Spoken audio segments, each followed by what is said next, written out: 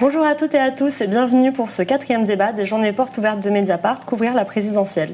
Entre le confusionnisme qui sévit à droite, les polémiques qui divisent les gauches et la parole d'extrême droite largement médiatisée, l'élection à venir s'annonce rude et c'est le moins qu'on puisse dire.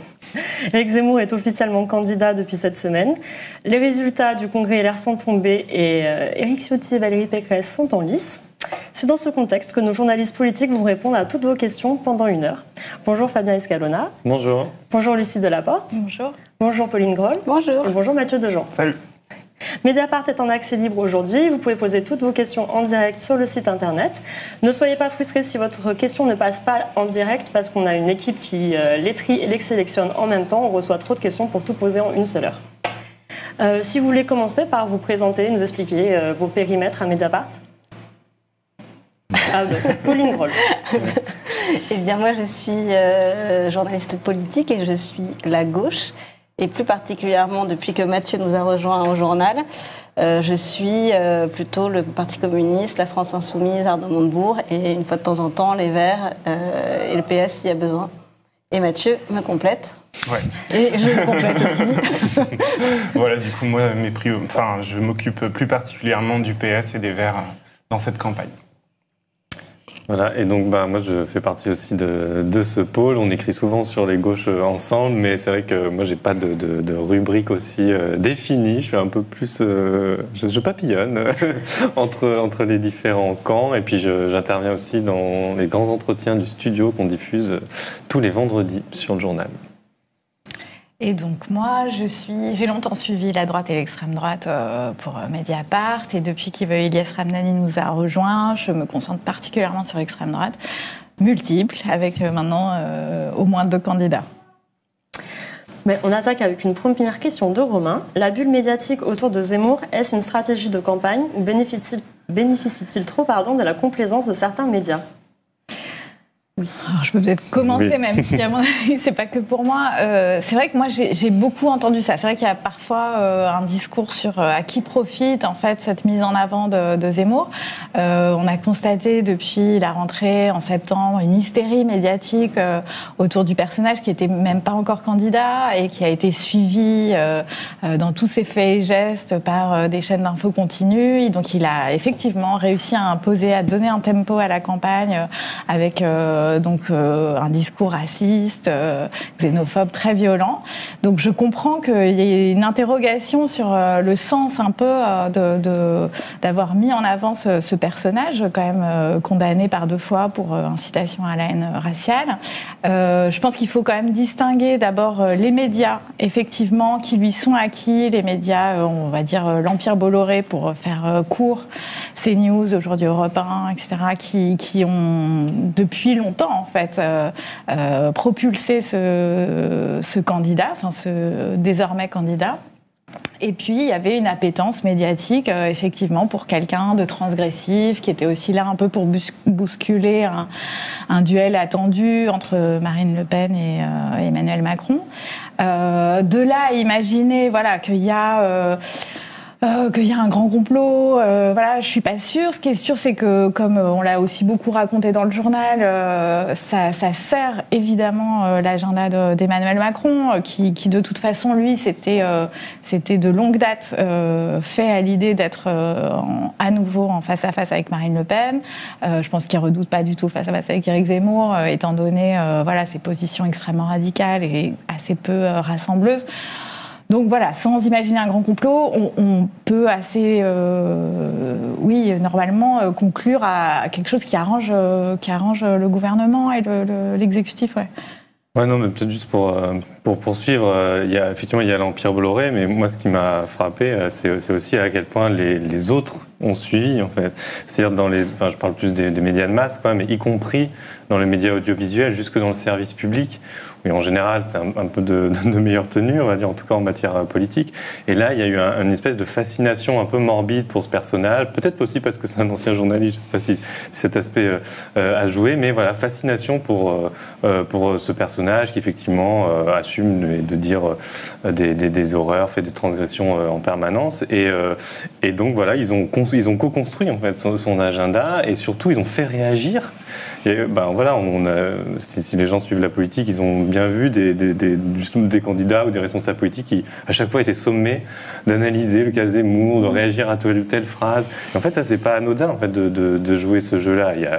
Il faut prendre en compte les réalités politiques quand elles existent. Mais là, il y a eu un effet d'emballement qui questionne vraiment sur le plan déontologique et sur le plan... Et parce que, encore une fois, ça n'est pas anodin. C'est-à-dire quand vous avez des enjeux qui sont présents dans la campagne, le type d'enjeu va aussi avoir une influence sur le comportement électoral des gens au bout. En fait, ce dont on parle, évidemment, que ça a une influence. Si je peux ajouter un truc aussi, c'est vrai que du coup, ça nous interroge beaucoup sur la responsabilité qu'on a aussi comme journaliste et comment on résiste à certains phénomènes qui sont un peu nouveaux. Parce qu'Éric Zemmour, je pense, son émergence est aussi très liée aux chaînes d'infos en continu et à la puissance qu'il a eue dans les plateaux ouverts qu'il a eus dans certains médias. Et on a vu qu'il y a eu un effet d'engrenage au début de sa campagne, quand lui, en plus, a joué de ça en postant la photo où il y avait tous les micros qui lui étaient tendus à Nice. D'un seul coup, l'ensemble des journalistes étaient... rendu complice un petit peu du buzz qu'il y avait autour de sa candidature. Et c'est vrai que Mediapart, on s'est interrogé beaucoup là-dessus, on a essayé de prendre le temps et de voir aussi comment on fait pour ne pas obéir à l'agenda qui est imposé par l'engrenage médiatique, quoi. Merci. On a des questions plus générales sur le service. Qui traite quoi? Comment s'organise le service politique? Est-ce que vous tirez au sort? Ce serait très marrant. Tous les matins. Allez, Ça tombe un peu toujours sur les mêmes, quand même. Et est-ce qu'il est possible de traiter de politique quand on a soi-même des engagements politiques? Eh bien, moi, je pense que... Enfin, tout dépend ce qu'on entend par engagement. Mais je pense qu'il vaut mieux, effectivement, ne pas avoir trop d'engagement à côté pour être journaliste politique. Moi, j'ai pas de carte dans aucun parti, j'en ai jamais eu, je viens pas d'un milieu très militant. Et ça a des désavantages dans le sens où peut-être qu'on a une appréhension plus extérieure de ce que c'est que la vie politique quand on n'a jamais milité soi-même.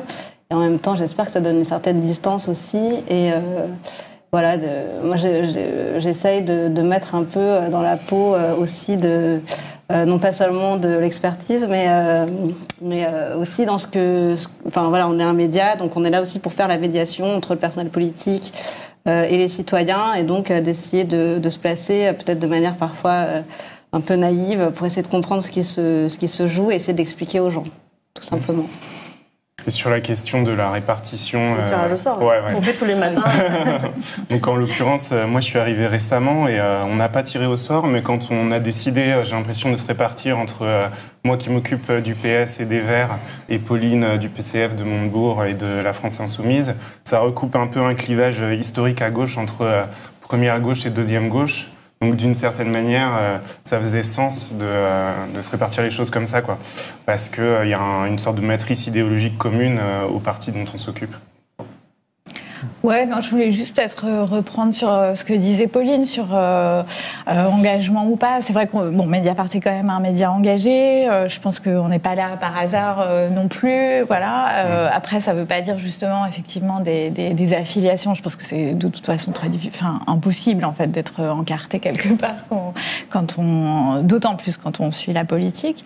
Mais voilà, je pense que l'engagement est en fait assez fondamental aussi dans la façon dont on travaille, dont on s'implique dans notre travail. Donc voilà, moi justement en suivant l'extrême droite, j'ai vu arriver tout d'un coup des médias, je pense à Livre Noir, qui sont en réalité tenus par des militants politiques qui n'ont aucune déontologie journalistique. Et là, je pense que le pas est franchi. On n'est plus du tout dans le média engagé, on est vraiment dans l'officine politique. Voilà. Ouais, c'est ça. Je pense qu'on est tous d'accord pour dire qu'effectivement, c'est impossible d'être militant et de faire ce métier-là, parce qu'on est requis à une certaine distance, en fait, donc ce serait pas honnête quelque part. En revanche, c'est comme moi, je viens plutôt des sciences sociales à la base. En fait, c'est des questions qui se posent tout le temps. En fait, évidemment qu'on a des préférences, mais le fait même de choisir les sujets dont on traite, parce qu'à Mediapart, c'est pas l'AFP, qu'on n'a pas une dépêche par info. On choisit nos angles, on choisit les articles, la longueur qu'on accorde à telle ou telle chose. Donc, évidemment que tout ça, ça reflète des préférences, des visions du monde. Mais en fait, d'une part, déjà, on les affiche parfois. On fait des partis pris, ou les gens, quand ils s'abonnent à Mediapart, ils savent à peu près ce que défend le média de façon générale, quoi, en termes de démocratie et ainsi de suite. Donc déjà, il y a le fait d'assumer en fait, certaines préférences, et puis ensuite, tout le boulot soit du journaliste ou des chercheurs pour ce qui est des sciences sociales, en fait, c'est de contrôler ça. C'est qu'on on est quand même tenu à une certaine rigueur, à une certaine règle professionnelle, qui font que c'est un article de presse et c'est pas un tract. Et après, encore une fois, si on va vraiment très loin, au bout du compte, si jamais quelqu'un est vraiment pas content et nous traîne devant les tribunaux, en fait, il faut qu'on puisse être capable de montrer la bonne foi et de montrer le sérieux du travail. Non. Donc, in fine, il y a quand même un juge de paix de ce côté-là. Non, et puis je pense que ce qu'on fait, enfin pour moi, en tout cas, c'est l'idée que les responsables politiques font de la communication et que nous, on n'est pas là pour endosser leur communication, mais au contraire, plutôt pour déconstruire cette communication. Et que, de fait, ça permet de garder la distance nécessaire. Enfin, je l'espère. Toujours dans ce registre, qui nous demande est-ce qu'être journaliste politique à Mediapart, c'est la même chose qu'être journaliste politique dans un autre journal par rapport à vos expériences passées? Vous peut-être plus à même de répondre. Moi, j'ai toujours été quand même dans la presse de gauche, donc je dirais que non, ça change pas beaucoup par rapport à mes expériences précédentes, mais j'imagine que oui, ça n'a... Enfin, j'en sais rien. Est-ce que vraiment, si on était journaliste au Figaro, est-ce qu'on traiterait les choses très différemment? Je ne sais pas si je pense quand même. Tu me poses la question à moi. Ouais. Je n'ai jamais été journaliste au Figaro.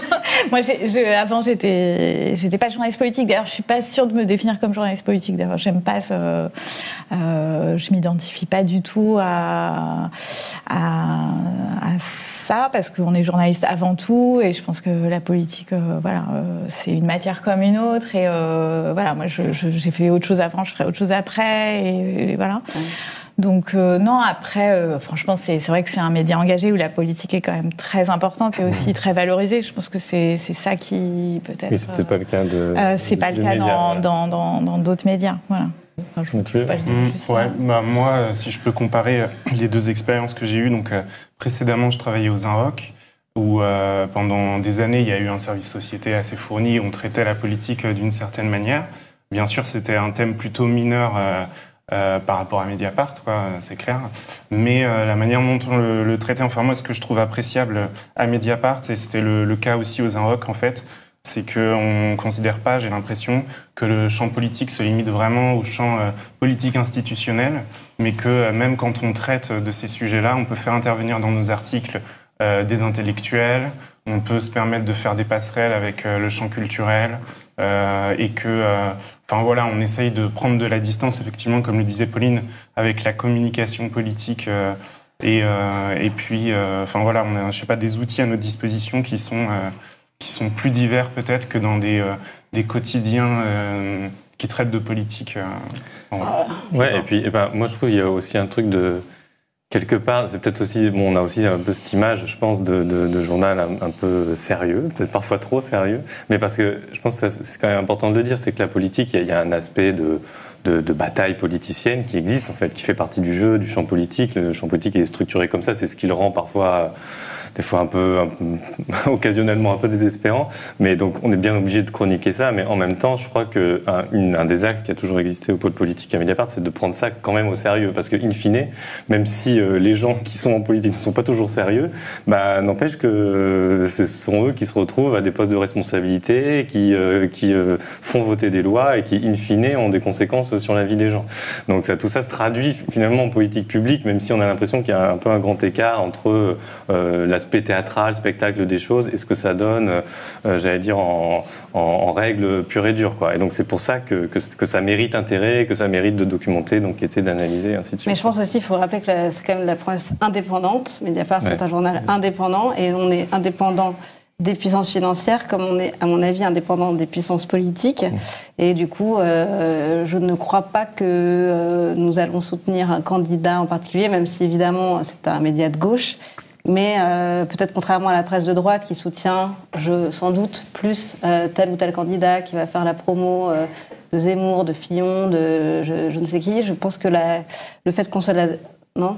Ouais, il y a une pluralité quand même. Il y a une pluralité, mais... Figaro, Valeurs Actuelles, il y a quand même une pluralité. Moi, je pense que quand même au sein de la presse de gauche, il y a quand même c'est quand même la gauche critique. C'est comme ça que je l'entends, et que du coup, il y a peut-être moins de d'endosser des candidats qu'à droite, je sais pas. Alors, du coup, je sais pas, je suis la représentante du Figaro sur ces panneaux, je ne sais pas pourquoi. On a tiré au sort. Je ne sais pas, on a tiré au sort. Non, ceci dit, ce sera intéressant de voir comment le Figaro se comporte dans cette élection. Oui, mais non, enfin bon, après, peut-être ça va nous éloigner un peu mais je pense qu'il y a justement toute une presse clairement créée à droite, mais qui tient aussi à son indépendance, au respect de la déontologie. Je les ai jamais vus faire ouvertement campagne pour un candidat, donc je pense pas qu'ils vont commencer aujourd'hui. Justement, moi, je vois apparaître là des micro-médias qui sont vraiment des médias d'opportunité pour la candidature Zemmour, qui ont été conçus pour ça par des militants. Et là, pour moi, on sort complètement de la sphère journalistique habituelle. Mais je pense que les grands médias de droite fonctionnent franchement à peu près comme nous, c'est-à-dire ils sont engagés, mais quand les journalistes font leur travail, ils rendent compte même des difficultés de tel ou tel candidat, même quand c'est a priori celui qui est le plus proche d'eux, mais je les vois pas.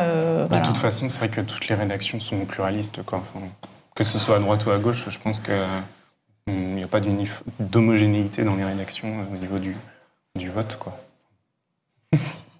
Pour revenir sur le sujet des présidentielles, Yves nous demande comment percevez-vous la proposition de la primaire populaire, quel est son avenir ? Alors, moi, je peux en dire, Pauline connaît mieux que moi, sans doute le parcours de la proposition, mais en tout cas, ce qui est sûr, c'est que là, la primaire populaire, donc, il faut peut-être juste rappeler que ça visait en fait à aboutir à une candidature de gauche en récoltant des sortes de parrainages de citoyens. En fait, personne s'en est emparé dans les partis. Vous avez bien vu comment chaque parti a aligné son ou sa candidate. Donc, pour l'instant, c'est un échec. Après, c'est pas ridicule non plus, c'est-à-dire qu'il y a 200 000, à peu près un peu plus de 200 000 citoyens qui ont quand même parrainé. Donc 200 000, c'est 10 fois plus que la petite primaire interne du PS, c'est 2 fois plus que la primaire des écolos, et c'est pas très loin de toutes les signatures que Jean-Luc Mélenchon a récoltées avec sa plateforme Nous sommes pour, quand il a dit voilà, je suis soutenu par des citoyens.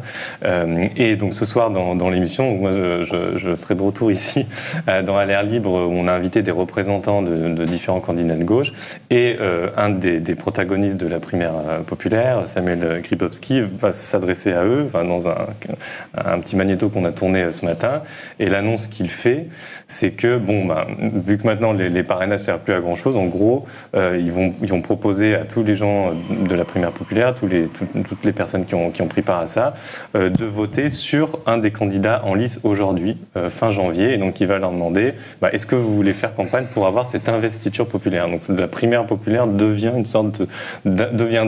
une sorte d'investiture populaire. Mais effectivement, ouais, c'est 200 000 personnes, mais après, voilà, ils n'avaient pas d'argent, ils n'avaient pas toute la structure qui fait que on peut promouvoir un candidat. Non, mais pour l'instant, je pense que la primaire populaire, le pari n'est pas vraiment gagné, parce que quand même l'idée c'était non pas d'ajouter un candidat, c'était d'éviter la division. Ouais, c'est ça. Non, mais c'était surtout de supprimer en fait dans le trop plein de candidats qu'il y a à gauche. Pour essayer d'en choisir qu'un, mais là visiblement ça va ajouter ils vont vouloir parmi ceux qui sont déjà en lice en fait, ils vont dire celui-là a le soutien de la primaire populaire. Bon, après le problème c'est qu'ils se confrontent aux enjeux partisans des partis eux-mêmes qui ont d'autres visées en plus de la présidentielle et des législatives. Ils sont dans des logiques partisanes et de survie partisane, et du coup je pense que c'est très compliqué pour un groupe extérieur d'aller faire exploser un peu ces logiques qui sont très importantes pour les partis et pour les candidats, quoi.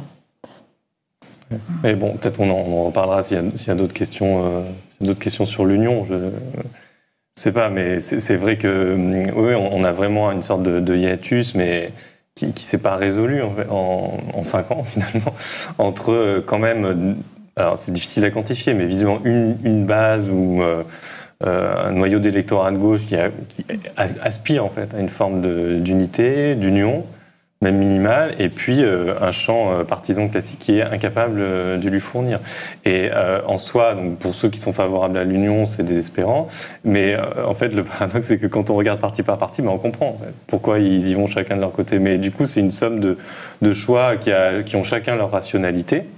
mais qui aboutit à un résultat collectif assez désastreux. Enfin, on verra. Peut-être que ça ne s'avérera pas désastreux, mais en l'état actuel des choses, on a du mal à voir en quoi il y a un débouché au premier et encore moins au deuxième tour pour les candidats de gauche. Delphine demande justement, le PS, Europe Écologie Les Verts et la France Insoumise peuvent-ils s'entendre? Et si oui, quelle base ou à partir de quel événement ce récit commun pourrait-il apparaître? Vous avez 3h30. On peut dire qu'il y a ils peuvent s'entendre sur une forme d'opposition à Macron. Si on reprend les votes à l'Assemblée, ils ont voté ensemble contre des textes, ou voire même certaines propositions. La fameuse primaire populaire, ce qu'ils avaient réussi à faire, si je ne me trompe pas, c'est qu'ils avaient quand même travaillé avec chacun des partis pour aboutir ils ont un socle commun qui a été validé par tous les candidats, pas par Mélenchon, mais par des gens de la France Insoumise qui étaient aussi d'accord pour valider ce socle, sans dire pour autant qu'ils allaient participer à la primaire populaire. Donc c'était au cas où. Mais du coup, on peut quand même identifier, ne serait-ce qu'en reprenant ces 10 propositions de la primaire populaire, on arrive quand même à voir des éléments communs, des combats communs. Après, il y en a eu en commun contre les retraites, sur d'autres textes, sur la question migratoire. En fait, on peut quand même penser, c'est un peu une hypothèse, mais qu'en vrai, ils n'ont jamais été aussi proches qu'aujourd'hui du PS, parce que en fait, le PS hollandais, l'espèce d'aile droite du PS, valsiste et tout, n'est plus vraiment au PS, c'est parti chez Macron. Donc en fait, il reste quand même un PS qui essaie de regagner une légitimité sur la question sociale, qui essaie de réexister là-dessus après le désastre du quinquennat Hollande et sur la question écolo. Voilà, donc ils se sont beaucoup écologisés au PS. De l'autre côté, les Verts, ils portent aussi des questions sociales, et la France Insoumise elle-même vraiment marche sur deux pieds, écologique et sociale. Après, il y a toujours eu des questions sur lesquelles il y a des mésententes, notamment sur l'Europe, mais quand même, on a l'impression que tout bouge un petit peu, même la France Insoumise qui, en 2017, était un petit peu plus sur une ligne, sur une hypothèse du Frexit éventuellement. Maintenant, ils n'en parlent plus du tout. Il y a d'autres points de clivage sur le fond, le rapport à la laïcité, sur les questions économiques et sociales aussi, la question du productivisme, qui est quand même très tenace au PS, et qui peut faire des conflits sur le fond avec les Verts. Mais en fait, on pourrait quand même imaginer qu'ils pourraient décider de surmonter leurs désaccords et de faire une coalition, comme ça arrive d'ailleurs dans d'autres pays. Mais c'est pas ce qui se profile. Ouais, surtout, faut prendre à l'échelle d'une mandature, parce que je pense que oui, le projet de société, évidemment qu'on peut trouver des différences. C'est sûr que les insoumis vont dire qu'eux, ils veulent une société qui soit, qui amène vers une sortie du capitalisme. Bon, c'est un genre de langage que vous n'allez pas trouver du côté du PS, où on reste quand même très réformiste pour le coup. Donc, effectivement, le projet de société est pas le même entre ces formations. Après, je pense qu'on pourrait trouver, encore une fois, une série de points à accomplir sur 5 ans qui pourraient mettre tout le monde d'accord. Moi, j'ai longtemps pensé effectivement que la question européenne était une question clivante qui n'était pas artificielle en réalité. Après, en réalité, ça se discute. Effectivement, comme l'a dit Pauline, il y a des positions qui sont un peu rapprochées. Donc, en fait, ça aurait mérité, je ne dis pas qu'en fait c'est réglé, mais ça aurait mérité d'être mis à l'épreuve. Et d'être mis à l'épreuve dans des discussions sérieuses, organisées. Et en fait, ce qui est assez frustrant, c'est pas tellement qu'ils soient plusieurs à être candidats. J'ai jamais défendu l'union pour l'union, vous voyez. Mais en fait, ce qui est un peu bizarre, quand on les observe, c'est de se dire, mais en 5 ans, ils n'ont pas été foutus d'organiser des discussions, encore une fois, structurées, y compris, même si c'est pour à la fin dire, en fait, on n'est pas d'accord, on va partir chacun de notre côté, quoi. Et dans les années 70, ça s'était passé comme ça. La gauche était beaucoup plus haut, mais ils avaient fait un programme commun. Bon, à la fin, ça avait un peu foiré. Et puis, il y avait des candidats différents à la présidentielle, mais au moins, il y avait eu un chemin balisé, sérieux, avec des discussions, des négociations. Bon, là, il n'y a rien eu de tout ça, en fait. Ça a été très pauvre. Pardon. Même s'il y a eu quand même en fait des coalitions dans les élections intermédiaires, à la fois au municipal et au régional et au cantonal aussi, départemental. Donc du coup, ça veut dire que le chemin, ils peuvent le trouver quand même une fois de temps en temps, voilà, je sais pas, parce que ils ont des raisons de le faire.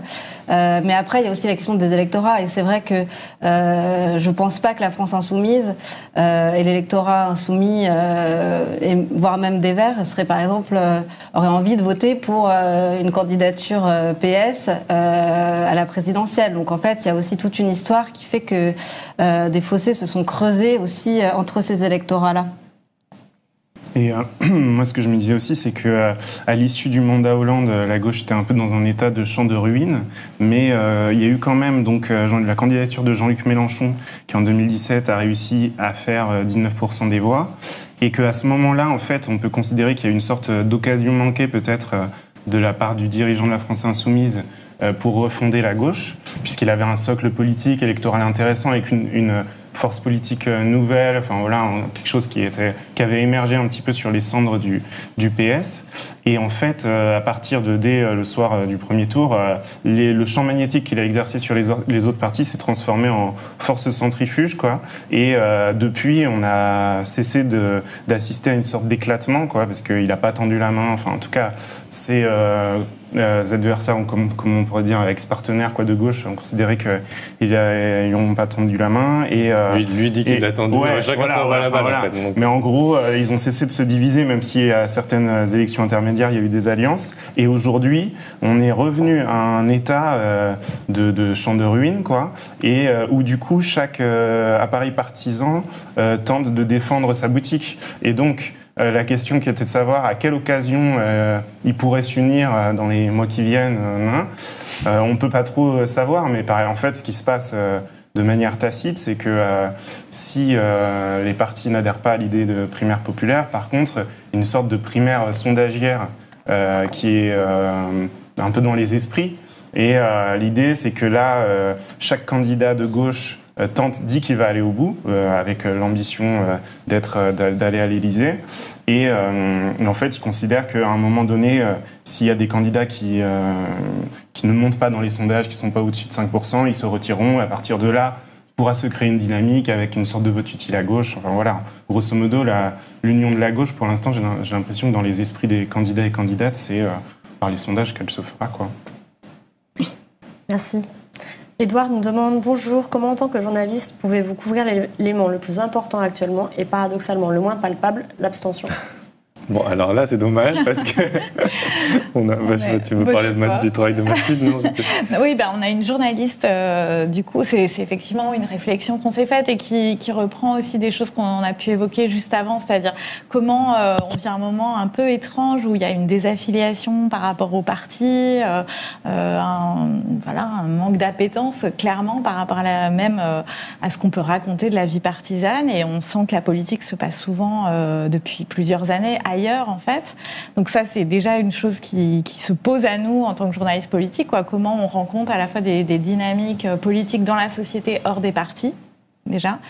Et par ailleurs, l'abstention étant devenue aussi massive, on a eu cette réflexion collective, c'est qu'il faut la raconter en soi, il faut déjà faire parler ces abstentionnistes. Et donc, on a une journaliste, Mathilde Goannec, qui va s'y employer particulièrement pendant toute cette campagne. Ouais. Et un des tests de la prochaine élection présidentielle, pour le coup, ça va être justement de voir quel est le niveau de l'abstention, parce que effectivement l'abstention massive dont parlait Lucie, on l'a observé dans les scrutins intermédiaires, ça c'est indéniable.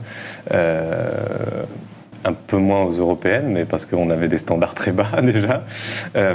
Et en revanche, l'élection qui continue à mobiliser fortement, c'est l'élection présidentielle. Jusque-là, ça non plus, ça ne s'est pas démenti. Donc là, il va y avoir il y a une vraie interrogation sur ce qui va se produire cette fois-là. C'est-à-dire cette désaffiliation qu'on sent à travers pas mal d'indices. Est-ce qu'elle va jusqu'à décourager beaucoup plus que jusqu'à présent sur l'élection soi-disant reine de notre système politique? Une question d'Andropac de Bière. Avis de nos abonnés ont de l'humour.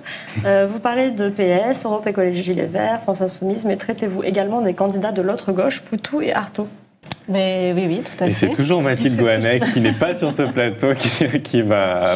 ça fait partie des discussions qu'on a eues sur la... Il y en a même 3 des candidats, Nathalie Arthaud, Philippe Poutou et Anas Kazib de Révolution Permanente. Donc voilà, cette année, l'extrême gauche sera couverte par Mathilde. Voilà. Et donc Philippe Poutou d'ailleurs est passé dans Un l'air libre. Je le renvoie vers le replay. Voilà. Et je crois que les autres sont attendus dans pas très longtemps. Ouais.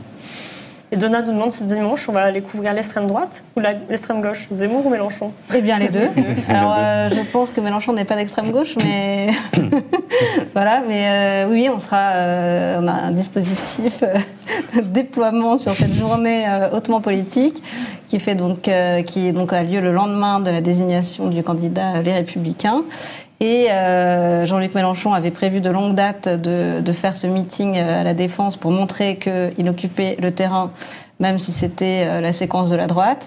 Et il ne savait pas qu'en même temps, Éric Zemmour préparait lui aussi une réponse calibrée un peu pareille. Donc voilà, on sera... Et même dans la manif antifasciste. Voilà. Bon, ça, c'est une question qui revient souvent dans les commentaires et vous avez déjà commencé à y répondre, mais bon, je pense que ça vaut la peine de renfoncer le clou. Sarah demande, est-ce que vous comptez couvrir à égalité chacun des candidats ou vous limiterez-vous aux candidats donnés devant par les sondages?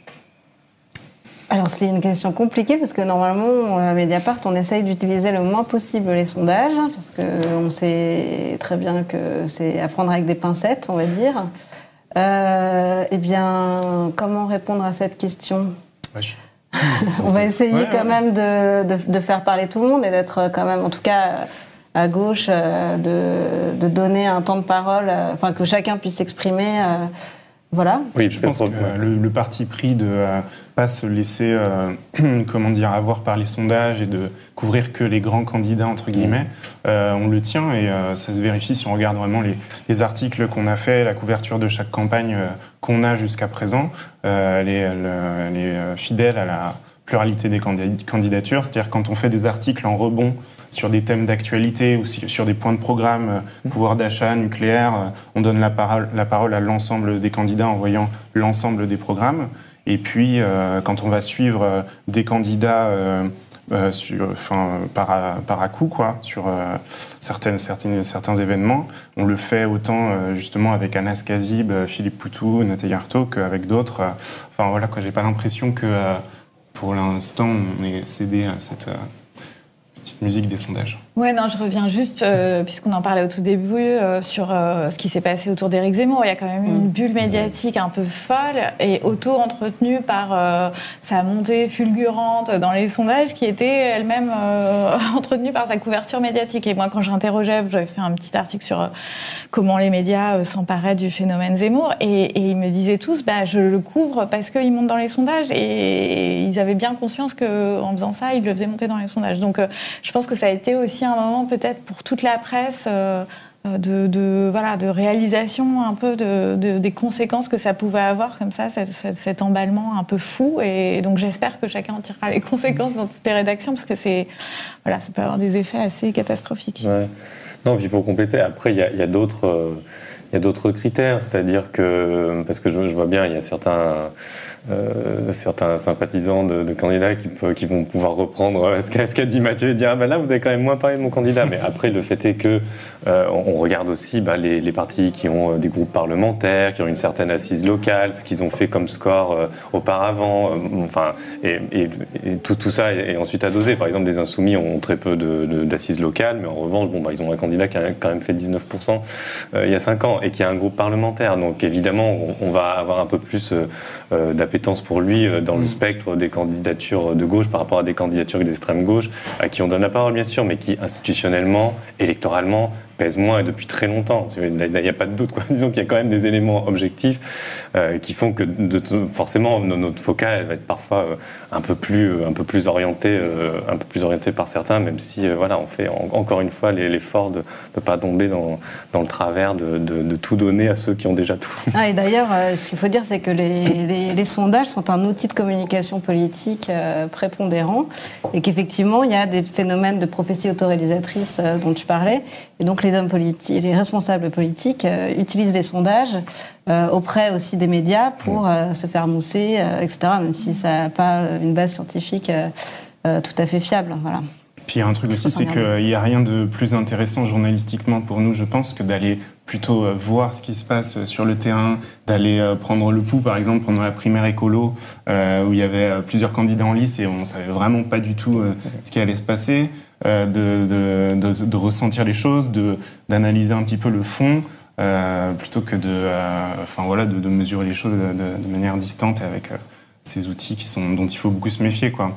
Avec Fabien, on s'est un petit peu intéressé à la gauche chilienne, et puis le candidat de la gauche qui est le candidat officiel de la gauche, c'est pas celui qui était donné gagnant dans les sondages à la primaire de la gauche, quoi. Pour moi, Oui, c'est vrai. Ouais, non, c'est vrai. Oui, on peut peut-être. Tiens, si tu veux détailler sur les sondages, parce qu'on a un abonné qui nous demande allez-vous écrire sur les sondages et la fabrique des sondages. On a déjà eu un article, il me semble, de Antoine Rouget et Sarah Brett, voilà, qui a été publié sur cette fabrique et qui montre bien. Non, mais il part d'un exemple qui est assez parlant parce qu'il est caricatural, peut-être presque trop, mais en même temps, c'est vrai que c'est tellement gros. Vous savez, c'est l'émission. Je ne sais pas s'ils le font encore d'ailleurs dans l'émission de France 2 du jeudi soir où ils reçoivent des candidats putatifs et puis donc ils font toute l'émission puis à la fin ils leur disent alors voilà ce que les gens, est-ce que vous les avez convaincus, est-ce que vous avez convaincu les Français, donc c'est même pas les gens qui ont regardé, c'est les Français, donc là ils sortent un sondage en 2 heures donc qui est forcément fait dans des conditions hyper médiocres et donc là voilà le résultat tombe. Alors à l'époque où c'était Juppé, il verse une larme parce que le sondage est bon pour lui, bon tout ça évidemment est assez ridicule. La ligne de défense des sondeurs, où il y a des gens très bien aussi qui travaillent, qui connaissent toutes les limites aussi de ce type d'exercice, c'est de dire oui, mais on prend une photo à l'instant T. Bon, et c'est pas faux. En fait, c'est vrai qu'ils font souvent très attention à ne pas prédire, c'est pas prédictif à plusieurs mois, à plusieurs semaines. Bon, mais justement, en fait, est-ce qu'il y a vraiment un grand intérêt à parler de photos d'un instant T qui vont pas se révéler à la fin? Mieux vaut effectivement faire un autre travail sur le fond des choses, le fond des discours, le fond des stratégies et aller voir les gens sur le terrain et dans les partis. Ça nous apprend souvent beaucoup plus de choses que de commenter sur des petites évolutions de points qui n'ont pas grand sens statistique, c'est sûr. Ouais, je rajoute que c'est vraiment un marqueur de l'identité de Mediapart, de s'être vraiment coupé de tout ça, des sondages. Et il y a eu cette enquête récente, mais ça fait quand même des années qu'on chronique. Et il y a eu plusieurs enquêtes de Mathilde Mathieu, Michaela Stenberg, sur la fabrique des sondages. Donc on a vraiment ce fil rouge, c'est vrai, depuis des années dans le service. Et aussi parce que je pense que ça produit souvent des articles de très très médiocre qualité. C'est-à-dire qu'il suffit qu'on ait un 12% qui passe à 14% et hop, on a un article parce qu'il y a une dynamique incroyable. Alors que quand on regarde derrière, souvent ça repose sur pas grand-chose. Et donc c'est aussi se distinguer, je pense, d'une forme de chronique comme ça, de petites variations qui sont souvent très insignifiantes. Donc voilà, ça nous oblige à réinventer un petit peu, à faire les choses un petit peu autrement, parce que sinon on aurait parfois sur des rails, quoi. Il suffit de suivre comme ça les courbes et puis on raconte les courbes. Après voilà, c'est pas une position dogmatique dans le sens où il y a des enquêtes sur lesquelles on peut s'appuyer aussi, comme le font d'ailleurs des chercheurs. Par exemple, il y a des enquêtes de type, qui reposent sur des gros effectifs, où on a 5000 personnes, et pas 800. Voilà, bon, déjà, ça c'est une chose. Des choses qui sont répétées dans le temps aussi, avec les mêmes questions, qui permettent des points de comparaison. En général, c'est plutôt des enquêtes universitaires, souvent, ou des enquêtes universitaires qui font bosser des instituts de sondage, mais du coup, avec beaucoup plus d'exigences, on va dire. Donc ça, on s'appuie dessus, et ça fait partie des éléments parmi lesquels on peut puiser pour conforter une analyse, quoi. Mais en général, du coup, c'est souvent plus intéressant de manière post-électorale plutôt que, justement, comme je disais tout à l'heure, quoi, les photos à instant T. Mais par exemple, moi, je me souviens, j'en ai cité une et on s'était posé la question, est-ce que c'était pertinent d'utiliser cette enquête au moment des régionales, quoi. Et effectivement, on voyait qu'il y avait une vraie évolution, c'est-à-dire que l'enquête était répétée au fur et à mesure des scrutins, l'effectif était quand même pas trop mauvais, et on voyait bien que par rapport aux précédentes régionales, les gens, la proportion était inversée entre ceux qui disaient voter pour des raisons nationales et ceux qui disaient voter pour des raisons locales. Et là, ça permettait de confirmer, d'éclairer les résultats qu'on avait là, qu'on a connus aux dernières régionales, qui est que les éléments locaux ont pris beaucoup plus d'importance que le niveau national, raison pour laquelle tous les sortants ont été, ou presque, ont été plébiscités. Ce qui a donné des grosses illusions, que ce soit au PS ou aux Républicains, et qui m'ont dit vont être assez cruels quand on va passer au niveau national. Donc voilà. Choupette nous demande, allez-vous faire des articles sur les programmes comme vous l'avez fait pour l'avenir en commun, le programme de l'AFI, et une comparaison pour qu'on s'y retrouve? Oui, dès qu'on aura les programmes, en effet. Voilà, c'est-à-dire très tard, au PS ils attendent janvier. Donc c'est vrai qu'on nous reproche parfois de parler trop de politique politicienne et pas assez de ce qu'on peut appeler le fond. Sachant qu'en réalité, la question du fond et de la stratégie électorale, c'est deux choses qui sont intimement liées. Mais c'est vrai que l'avenir en commun, effectivement, c'est le seul programme qu'on avait eu. Mais c'est aussi parce que c'est un programme qui a été amendé depuis 2017, mais c'est le seul mouvement qui a quand même gardé une certaine cohérence idéologique. Bon, les Verts, ça, je ne sais pas quand est-ce qu'ils vont. Je pense qu'il y a aussi une certaine cohérence idéologique chez les Verts, mais par exemple, par rapport au PS, là, c'est quand même le mystère un peu total sur ce qu'ils vont sortir comme programme, vu qu'on n'arrive pas trop à les situer idéologiquement. Pour l'instant, c'est juste des grandes thématiques qui sont lancées, l'éducation, l'hôpital, mais on n'a pas... Enfin voilà, il y a quelques mesures phares comme ça, lancées par Anne Hidalgo, par exemple, sur le doublement des salaires des enseignants, mais pour l'instant, il n'y a pas encore de documents aussi fournis et complets que l'avenir en commun, mais le cas échéant, on s'y attellera. Et par ailleurs, il y aura des expertises aussi des autres rubriques du journal, des rubriques spécialisées, écologie, sociale, économie, internationale, etc., qui vont passer au crible quand on les aura à l'ensemble des programmes. Ce qu'on appelait les crash tests. Je ne sais pas si on va garder ce nom, mais en tout cas, ouais, c'est ça l'esprit, quoi. C'est de regarder les propositions par les gens qui ont le plus d'expertise au sein du journal, quoi. Plusieurs abonnés demandent si on va inviter des candidats pour des débats face à face. On le fait déjà ? Oui.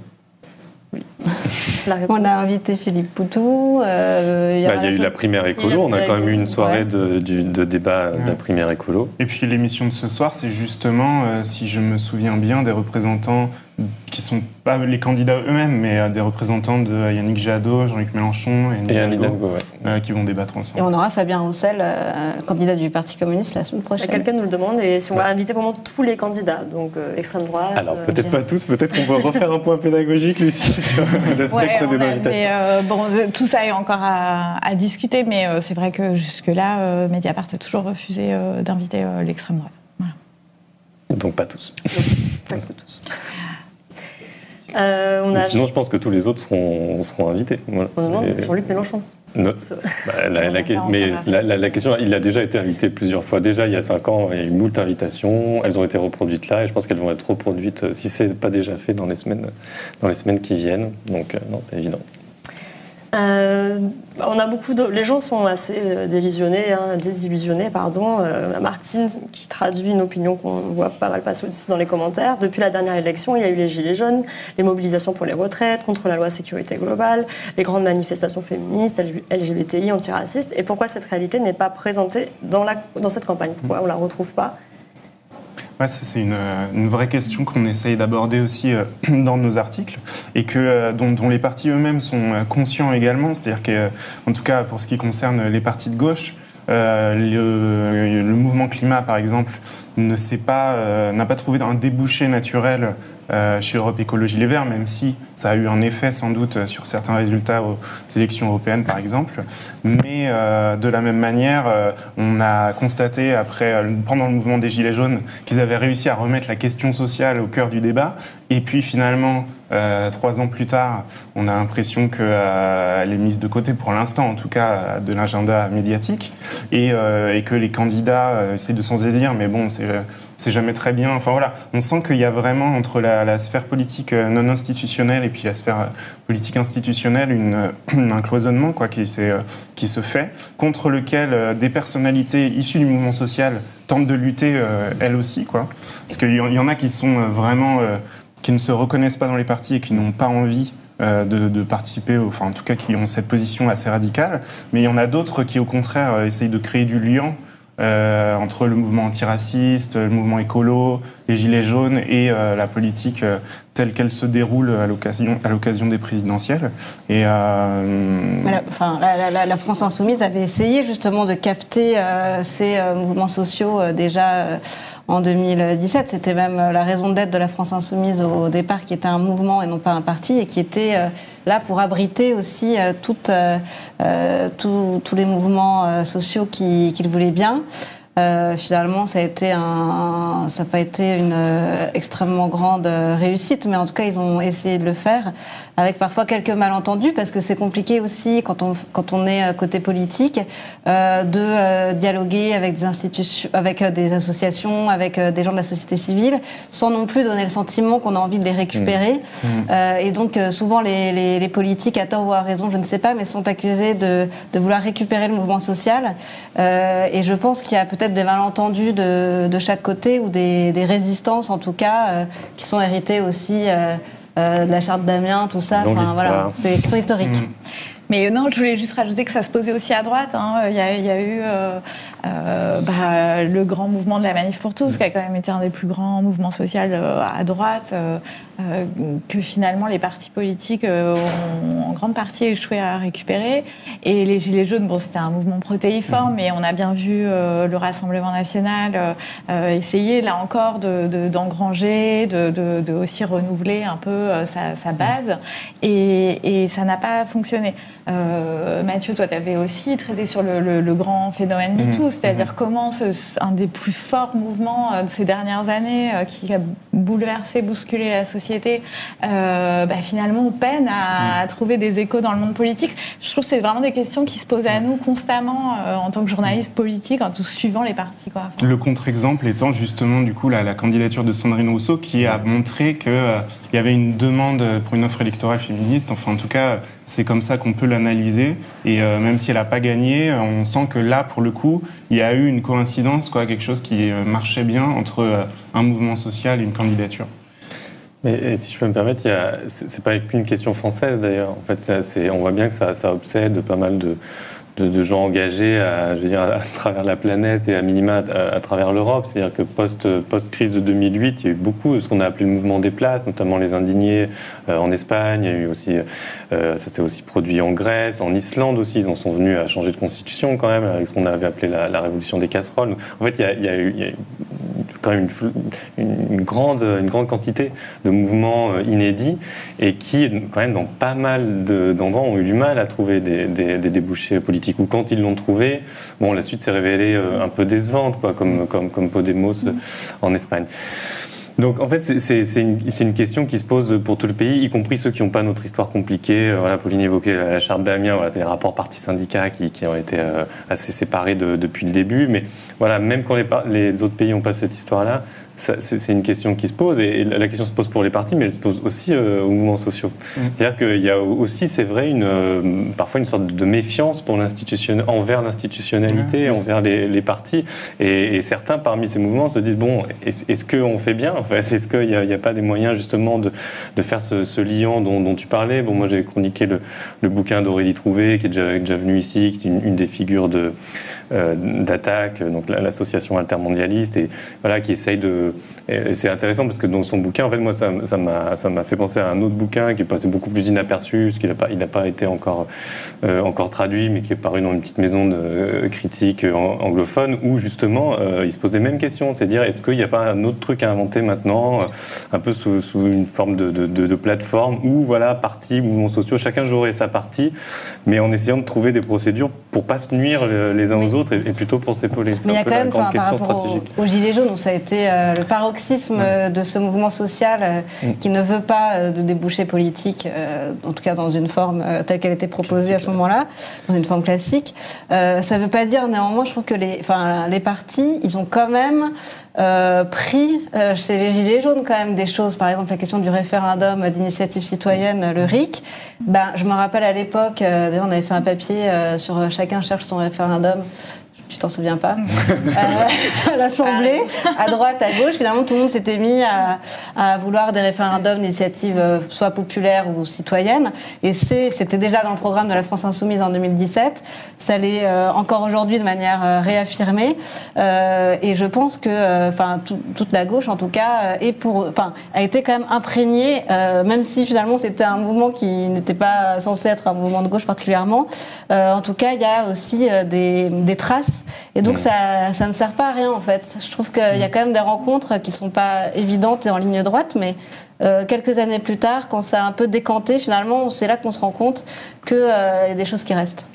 Oui, c'est plutôt positif. Ouais, et puis il y a plein de contre-coups en fait qu'on peut évoquer. Par exemple, la convention climat avec les citoyens qui étaient tirés au sort pour proposer les plans climat pour respecter nos objectifs en la matière.